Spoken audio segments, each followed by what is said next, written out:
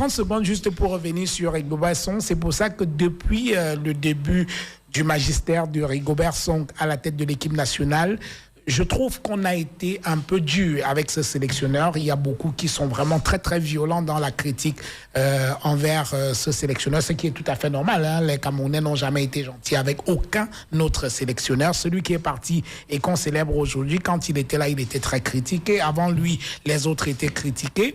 Mais jusqu'à présent, rendons-nous compte quand même d'une chose, c'est que Rigo a toujours fait le job. On peut ergoter si on veut sur la qualité du jeu, mais en fin de compte, dans un match de football, c'est celui qui a gagné qui compte. Or, qualification pour la Coupe du Monde. Rigo a été nommé moins d'un mois avant le match contre l'Algérie à Blida.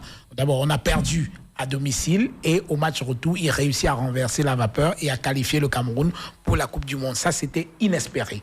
Et c'est l'une des choses que j'apprécie. Il venait d'être nommé et il faut avoir l'audace d'un gars, on est sur Audace Radio, il faut avoir l'audace. Bien trouvé. Il faut avoir l'audace. Oui. Sauf que certains auditeurs diront que vous avez été corrompu par Rigobert Song. On va se demander pourquoi vous tirez et vous valorisez autant Jean-Bruno Talier.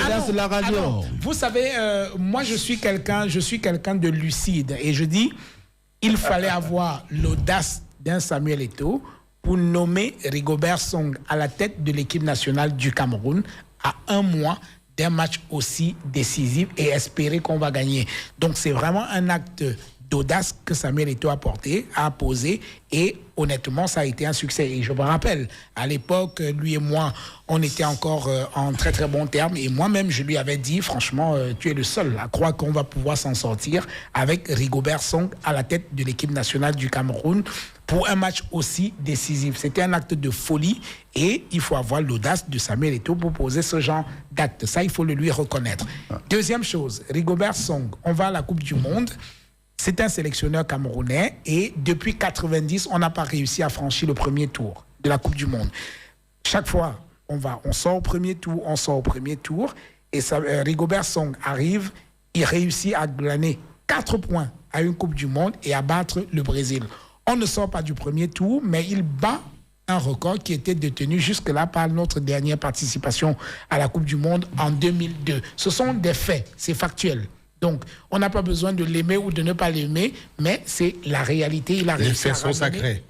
Les faits sont sacrés. Merci Léo. Donc, on revient à la Coupe du Monde avec 4 points. Certes, ce n'était pas ça l'objectif, parce que le président avait claironné partout qu'on allait gagner la CAN. Ça, c'est une autre histoire. Et donc, on revient, on recommence avec les éliminatoires de la CAN. Le Cameroun est dos au mur. Beaucoup sont convaincus qu'on n'ira même pas à la CAN.